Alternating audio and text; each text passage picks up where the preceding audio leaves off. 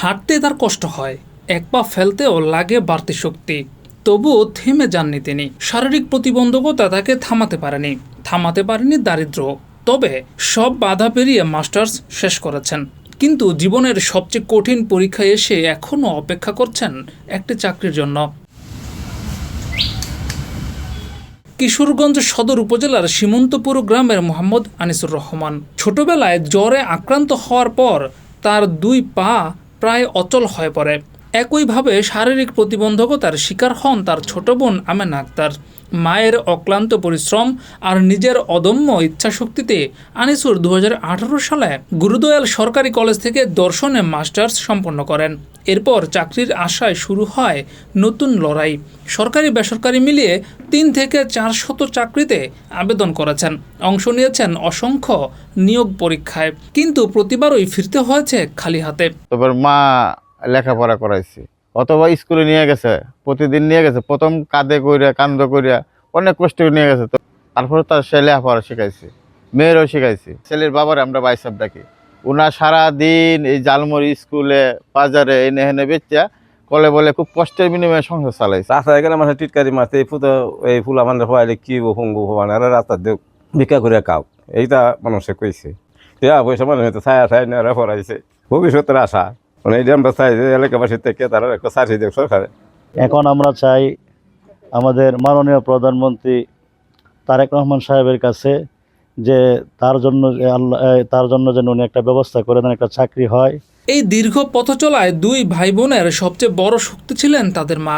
সন্তানদের স্কুলে নিতে কখনো তিনি কোলে নিয়েছেন, কখনো কাঁধে তুলে নিয়েছেন। মায়ের সেই ত্যাগ আর সংগ্রামই তাদের স্বপ্ন দেখার সাহস জুগিয়েছে।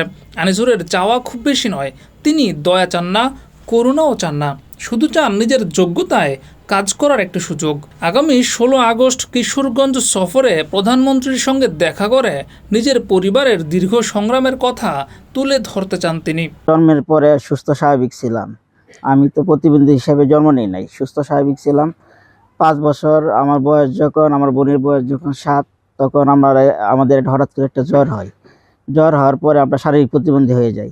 তখন আমার মা চিন্তা করছে যে আমরা যাতে ভিক্ষা করতে না হয়, মানুষের কাছে হাত পাততে না হয়, সেই জন্য আমার মা আমাকে একবার কোলে করে স্কুলে নিচে আনছে। কোলে নিয়ে আসা নেওয়ার পথে অনেকে অনেক কিছু বলছে যে এইটি প্রতিবন্ধী, এটির পড়াশোনা করায় কী হইব, এটির নিয়ে কোর্টের মাধ্যমে নাহলে এই পাগলা মাছের সামনে নিয়ে বসায় তো ভিক্ষা করলে হয়তো কিছু টাকা দিয়ে তোরা সংসার চলবো, এমন কিছু বলছে।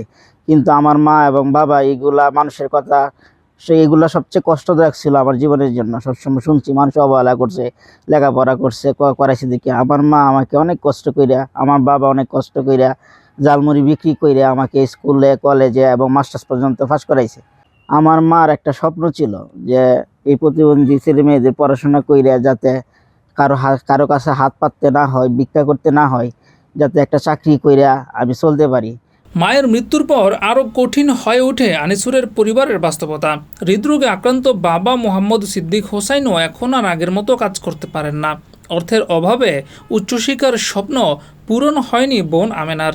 ডিগ্রিতে ভর্তি হলেও টাকার অভাবে পড়াশোনা চালিয়ে যেতে পারেননি তিনি। সংসারের হাল ধরতে এখন সামান্য কম্পিউটারের কাজ করেন আনিসুর। আমি সাধারণ বিলা জালমুড়ি বিক্রি করিয়া আইনা সংসারে খরচ চালাইছি, লেখাপড়া খরচ চালাইছি। কিছু মানুষের কাছে হাত পাইতে চাইয়াও আনছি, আইনা এই পরীক্ষা দেওয়াইছি।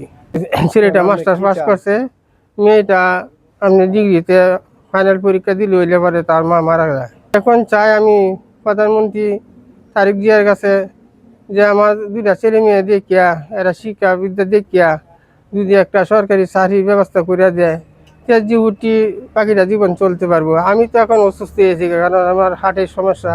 আমার বোন মারা গেছে, প্রত্যেককে আমার ছেলে মেয়ের লগে তারাও আমার ছেলে মেয়ে মনে করিয়া আমি সংসারের মধ্যে রাখিয়া দেখতে করতে পারতাছি।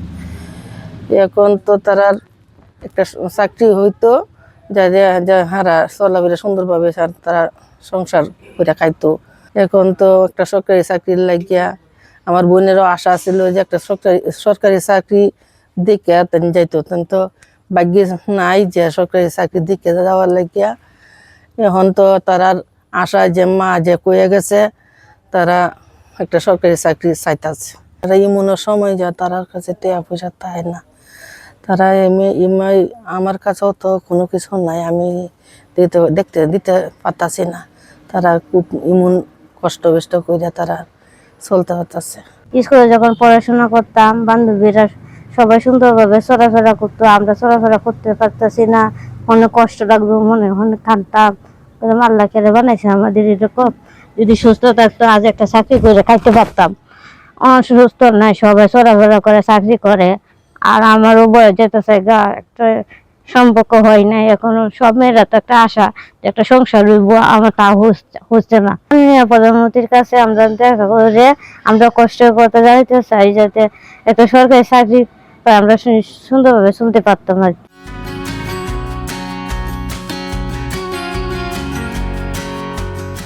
আনিসুরের আকুতি পৌঁছেছে স্থানীয় জনপ্রতিনিধির কাছেও। সুযোগ থাকলে প্রধানমন্ত্রীর সঙ্গে তার সাক্ষাতের ব্যবস্থা করার আশ্বাস দিয়েছেন কিশোরগঞ্জ 1 আসনের সংসদ সদস্য মোহাম্মদ মাজহারুল ইসলাম। যদি সুযোগ হয় তারা প্রধানমন্ত্রীর সাথে সাক্ষাৎ করেন। একটি জ্বর কেড়ে নিয়েছে স্বাভাবিকভাবে চলার শক্তি, দারিদ্র থামিয়ে দিয়েছে একটি পরিবারের স্বপ্নের পথ চলা। তারপরও হার মানেননি আনিসুর। মাস্টার্স শেষ করেও আজ চাকরির অপেক্ষায় তিনি। তার বিশ্বাস, প্রয়োজন শুধু একটু সুযোগ, যে সুযোগ বদলে দিতে পারে তার নিজের জীবন, পাশাপাশি পুরো পরিবারের ভবিষ্যৎ। এখন দেখার বিষয়, দীর্ঘ অপেক্ষার পর সেই সুযোগের দরজা তার জন্য খুলবে কিনা। জিয়াউর রহমান, যুগের চিন্তা।